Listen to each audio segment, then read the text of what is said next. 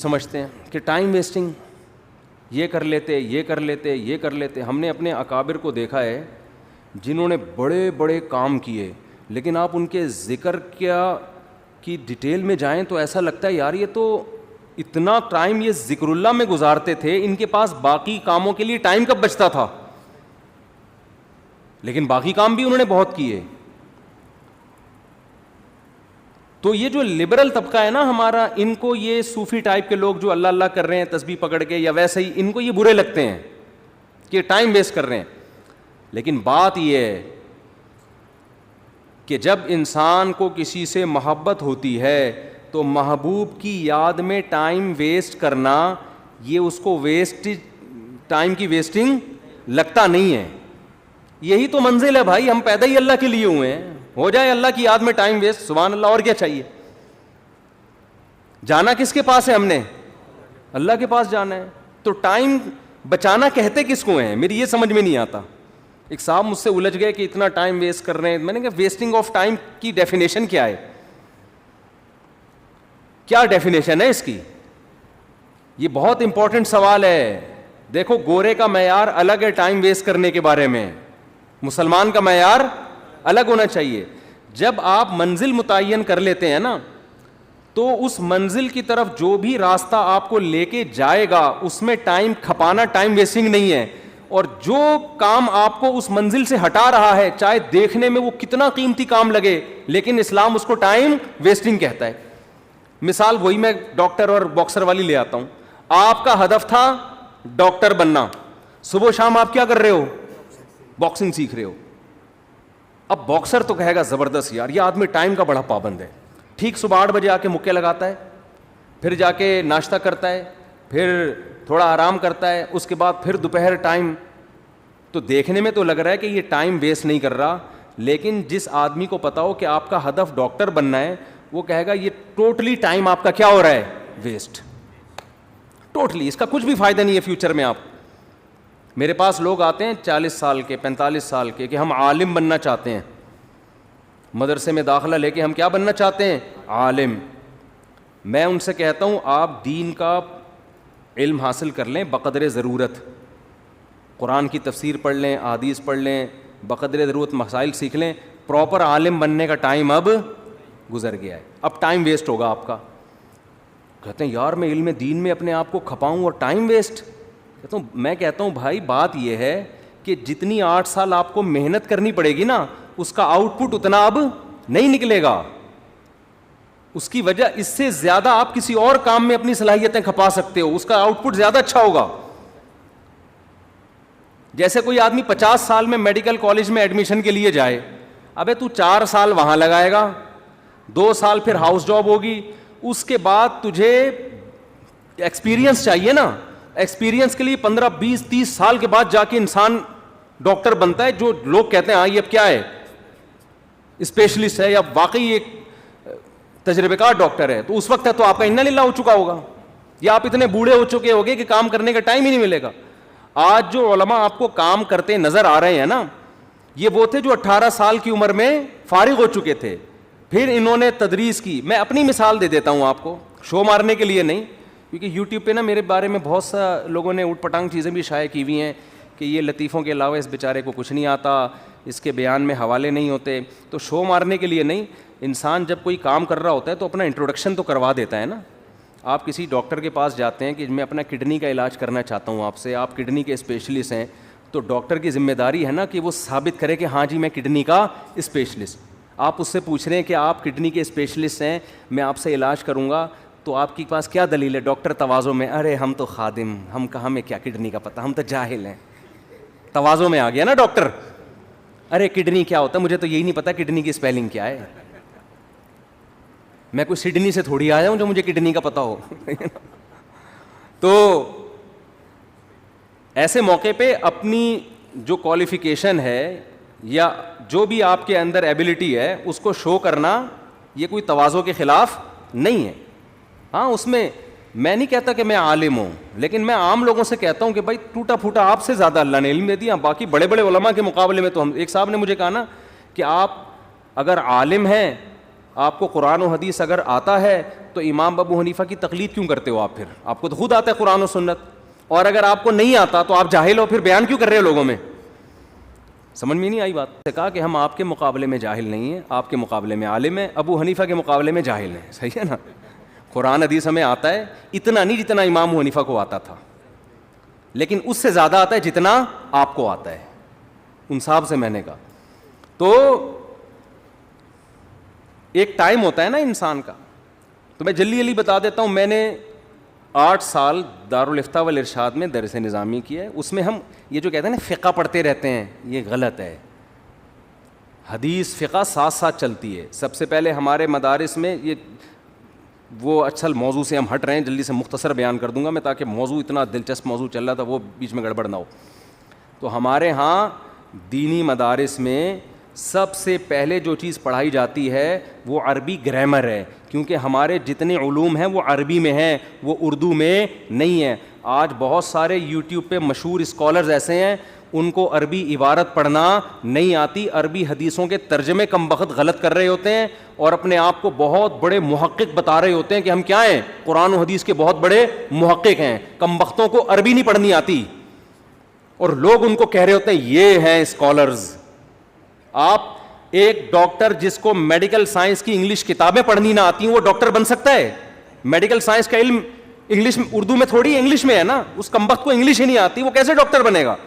دیکھو انگلش بولنا الگ چیز ہے, اسپیکنگ پاور تو جب تک گوروں میں نہیں رہو گے نہیں آئے گی, بولو گے نہیں. بہت سے علماء کو عربی بول نہیں سکتے ہیں وہ اس لیے کہ وہ عربوں کے ماحول میں نہیں رہے, لیکن عرب کی گاڑی کتابیں قرآن و سنت کی وہ پڑھ سکتے ہیں, ان کو سمجھ میں آتی ہے. جیسے ڈاکٹر میڈیکل سائنس کی کتاب A to Z پڑھ لے گا, بول نہیں پائے گا. وہ بولنا تو ایک الگ فن ہے کسی بھی چیز کا.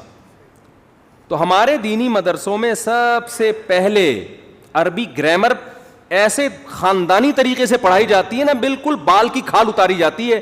عربی گرامر کے جو 2 حصے ہیں نا, صرف اور نحو. ایک صرف ہے جس میں کلمات کو, اور ایک ہے جس کو سینٹنس بنانا, وہ اس کے بعد اس کی پریکٹس کروائی جاتی ہے. پھر خالی تھیوری نہیں پڑھائی جاتی, اس عربی گرامر کی پریکٹس کروائی جاتی ہے مختلف کتابوں میں. اب کوئی طالب علم خود نہ پڑھے تو ایک الگ بات ہے, لیکن سسٹم بہت اچھا ہے.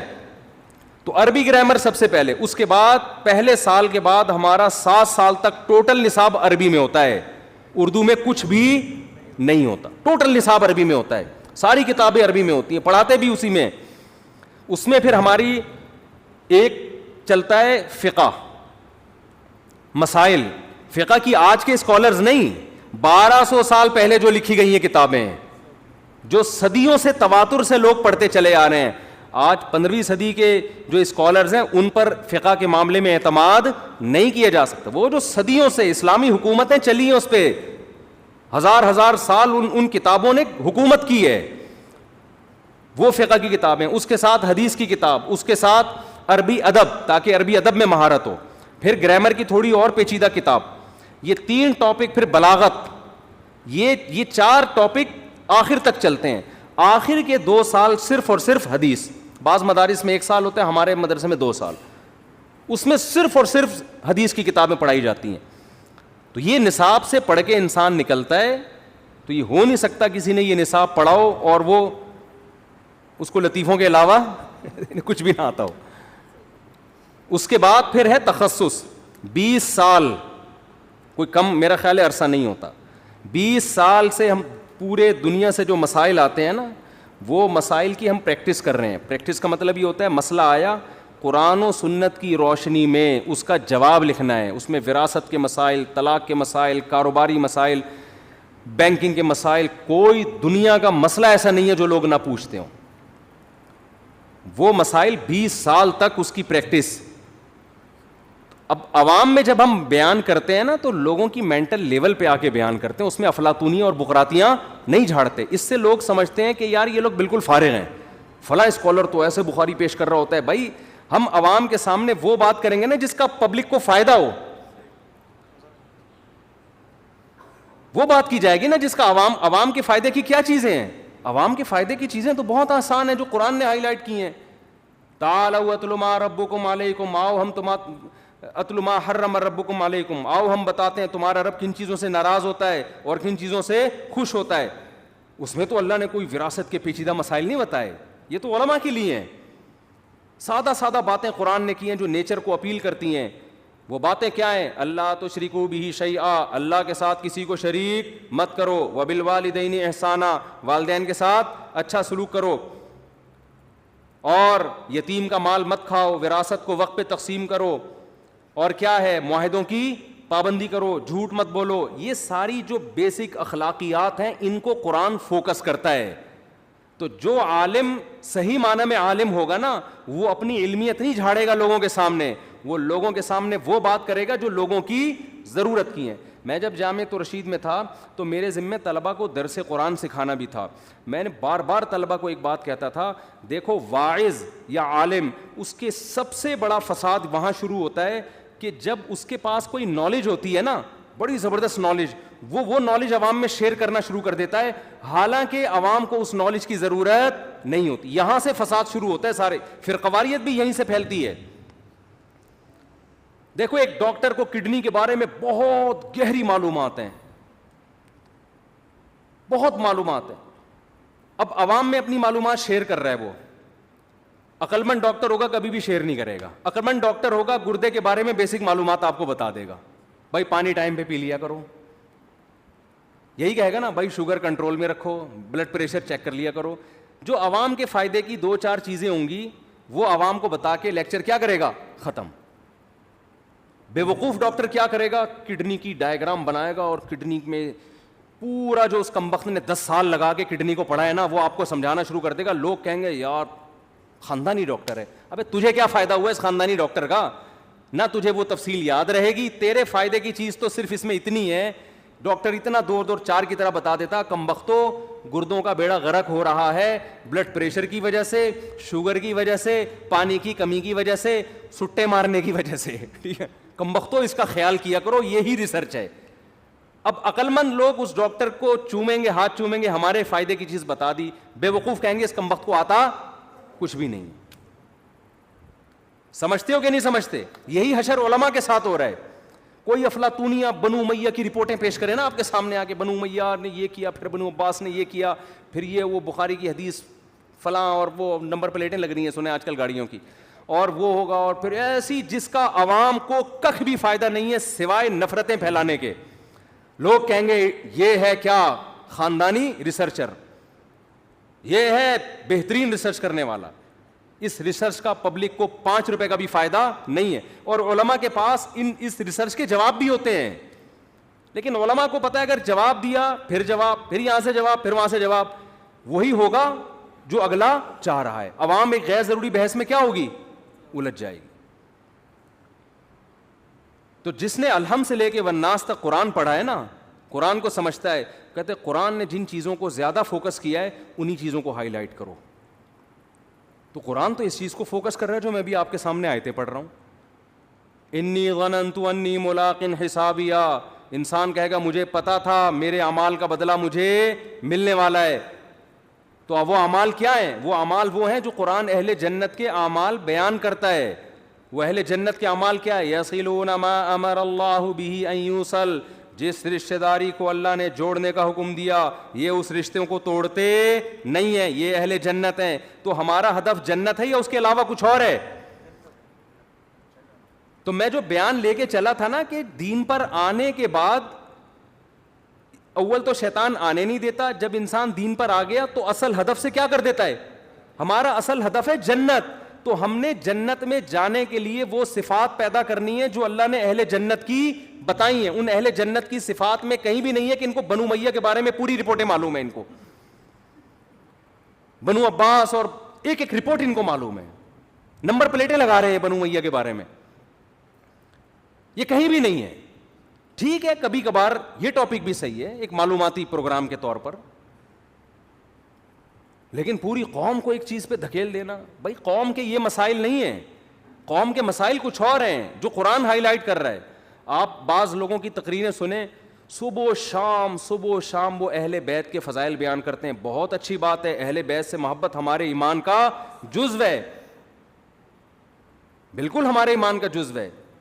لیکن قرآن جو نازل ہوا یا پیغمبر صلی اللہ علیہ وسلم جو دنیا میں آئے ان کا ہدف اہل بیت کی محبت لوگوں کے دلوں میں ڈالنا نہیں ہے, یہ بھی ایک حصہ ہے, ہمارے ایمان کا حصہ ہے, ہم مانتے ہیں. ان کا ہدف کیا ہے؟ قوم کی اخلاقی تربیت.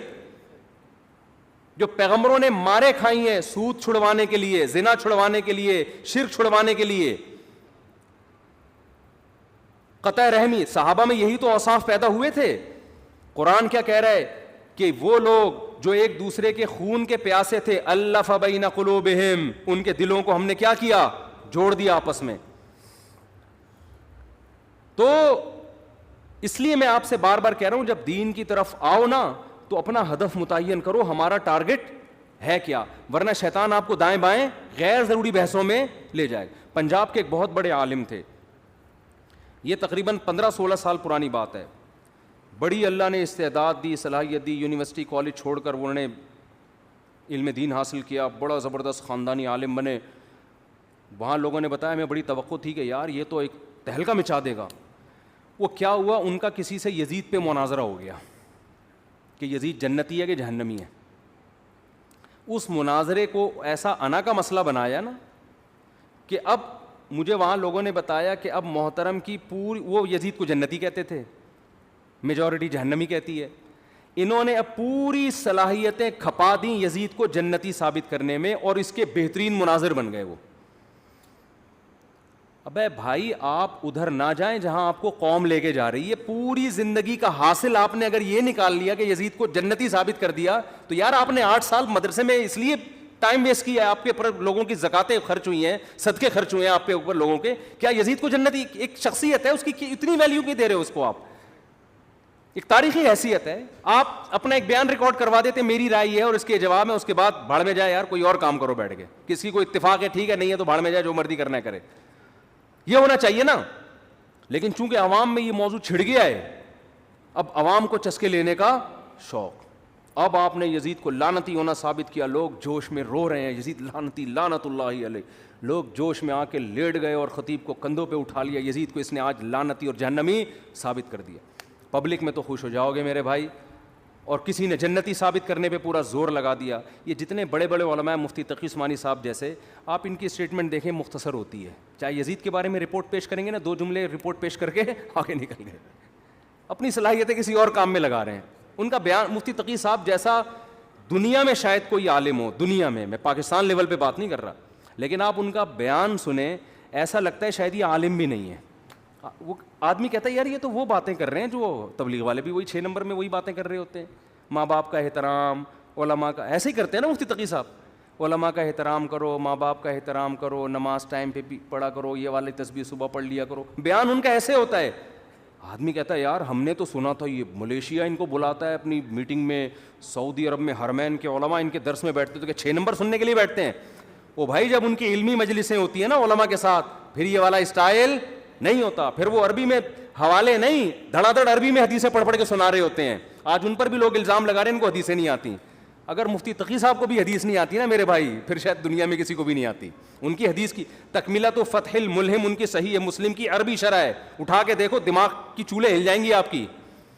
صحیح ہے مسلم کی عربی میں انہوں نے شرح لکھی ہے تکملۃ فتح الملہم, تکملۃ فتح الملہم. فتح الملہم تھی علامہ شبیر احمد عثمانی کی, ان کے انتقال ہو گیا تو پھر انہوں نے مکمل کی اس کو. تو وہ عربی میں صحیح مسلم کی بہترین شرح ہے. تو جس آدمی کو شرح عربی میں سمجھ میں نہیں آتی, وہ الزام لگا رہا ہے کہ مفتی تقی صاحب کو حدیث. یہ ہمارے ملک کا حال ہو گیا ہے یار, کیسے کیسے جاہل ہیں.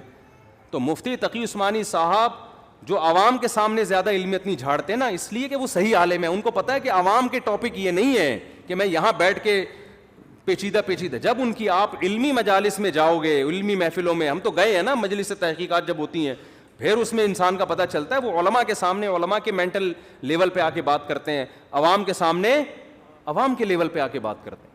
تو ہم بھی جو لطیفے سنا رہے ہیں نا, اس کا مطلب یہ نہیں کہ ہمیں قرآن و سنت کا پتہ ہی نہیں. میں یہ نہیں کہہ رہا ہم کوئی بہت بڑے عالم ہیں, اتنے خالی بھی نہیں جتنے پبلک سمجھ رہی ہے, بس یہ بتانا مقصد ہے. لطیفوں سے لوگ سمجھتے ہیں سالے بیچارے کو کچھ آتا ہی نہیں ہے. میں سالہ کہنے والا تو مجھے بار بار سالے کا تصور پتہ نہیں کیوں آتا ہے. تو بھائی ہم عوام میں بات کرتے ہیں, عوام کے مینٹل لیول پہ آ کے, تو اس میں چٹکلے ہی چلتے ہیں, لطیفے بھی چلتے ہیں. تو ذہنی تفریح کے لیے پھر آدمی کا اپنا مزاج بھی ہوتا ہے نا.